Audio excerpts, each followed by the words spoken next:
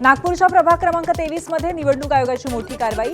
हिवरी नगर भागामध्ये 6 dummy EVM machine जप्त, तर नागरिकांना माहिती देण्यासाठी बूथवर डमी मशीन ठेवल्याचं कर्मचाऱ्यांचं स्पष्टीकरण।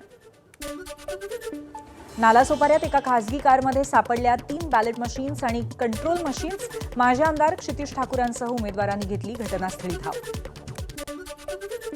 पुण्यात महापालिका निवडणुकांच्या निकालापूर्वीच भाजप उमेदवाराच्या विजयाचे बॅनर्स। प्रभाग क्रमांक 32 मधील उमेदवार सचिन दोडकेंच्या विजयाचे बॅनर्स झळकले।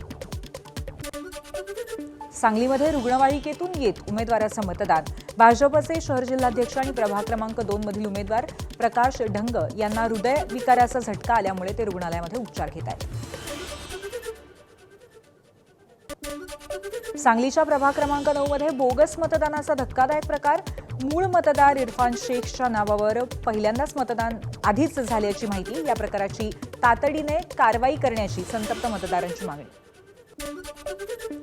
मालेगाव महापालिका निवडणुकीमध्ये मतदानासाठी शेवटचे काही तास बाकी असताना गर्दी।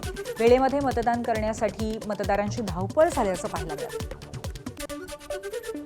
छत्रपती संभाजीनगरमधील गुजराती कन्या विद्यालयामध्ये मतदान केंद्रात भाजप आणि शिंदे सेनेच्या कार्यकर्त्यांमध्ये वाद। मतदान केंद्रात भाजपचे कार्यकर्ते कसे थांबले, शिवसेना पदाधिकाऱ्यांनी जाब विचारला। नांदेडमध्ये आमदार बालाजी कल्याणकरांनी जीवे मारण्याची धमकी दिल्याचा युवा सेनेचा आरोप।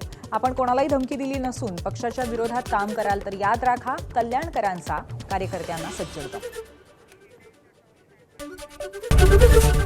एबीपी माझा, उघडा डोळे बघा नीट।